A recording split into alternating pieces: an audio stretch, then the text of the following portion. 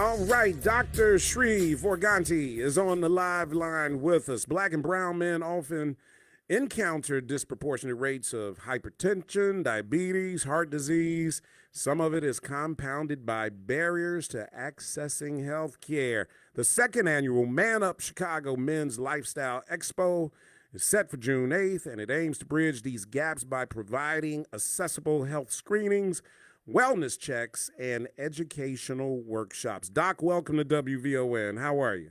I'm doing very well, thank you. It's an honor to be part of this and talk to you today. You know what? Let me ask you this question. And I know you focus. You're a urologist, so you focus on prostate cancer, among other things.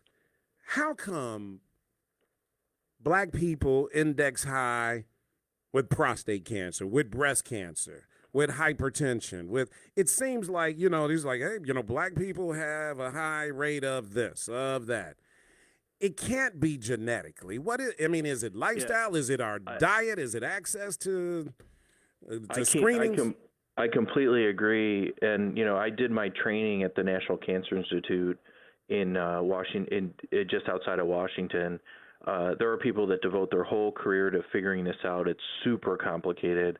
I agree with you that on occasion people overemphasize that there's some sort of gene issue or whatever. It is in there. That's a part of it, but that can't explain all of it. In fact, we talk about African Americans suffering prostate cancer at a higher frequency, and that is a fact.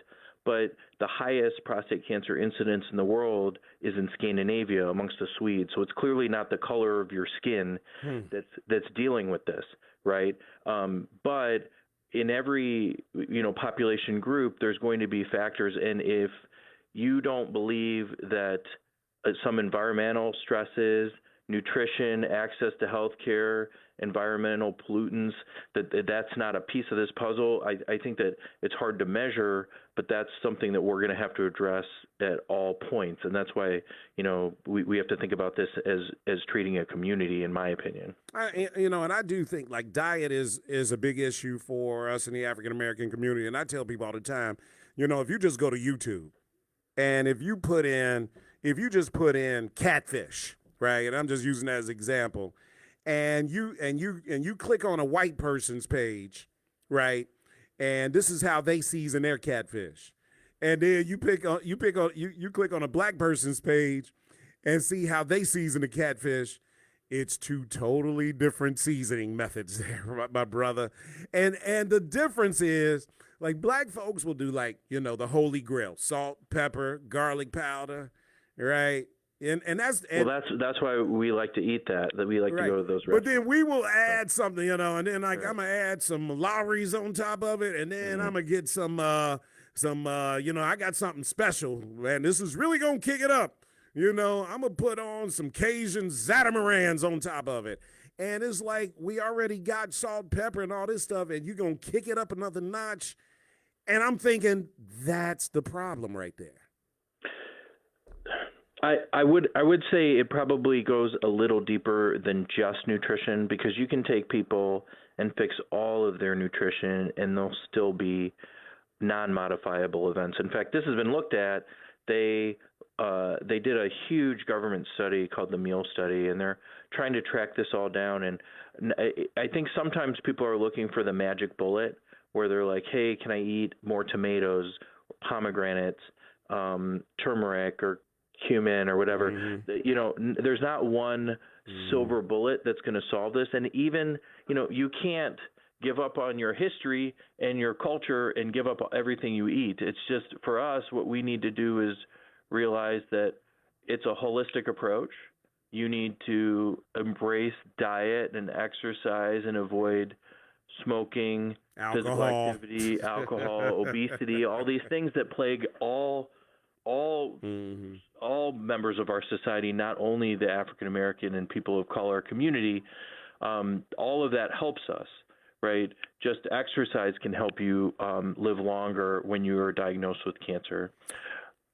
However, one thing that I think that is the elephant in the room is trust of healthcare systems, and I do think that people need to show up and they need to participate. Or if they don't, they need to know, they need to be making their decision. So it's not like you have to show up and do it, but you should be presented with the facts regardless of who you are, and you should be able to get the exact same screening regardless of what zip code you have. And that's not happening in our community because depending on where you live, your likelihood of getting access to care or being able to act upon the things that are happening in your body and in your family history, it makes a difference. And so that's something that we try to fight against. You know, at what age should men start being concerned about prostate cancer? Because I think the age keeps going up. I mean, not going up, going down. So I think even with women in breast cancer too, Doc, I'm seeing these ages are changing. Yeah, so I think that it's very disease specific, and it is a matter of controversy because as a field, we used to overtreat prostate cancer, and there was a pendulum away from screening. In fact, people just stopped screening. A lot of busy doctors, they got a lot of stuff to deal with, they stopped screening. But what happened is over the following 5 to 10 years, when that happened about a decade ago, we noticed that the amount of metastatic prostate cancer that's already spread went up. And believe me, that impacted the African American community more than the general population. I don't think that was the intention of the recommendation, but I think that's something that we have to be vigilant about. In answer to your question, I think that's a personalized decision. You really ought to be thinking about it more if it runs in your family, and we know that 1 in 6 African Americans get prostate cancer as opposed to 1 in 8 of the general population. So it's not everybody, but really in your 40s and 50s, you should be talking to your doctor about it and saying, hey, is that me? And if there's a lot of particularly early diagnosis, early death from prostate cancer in your family, you don't want to skip that. It's a simple blood test, and you can get a lot of insight. Can you have a swollen prostate and it not be the result of cancer? 100%.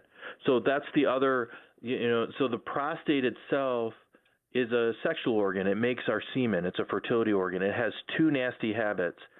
It grows with age. It's one of the only organs that does, and causes plumbing problems.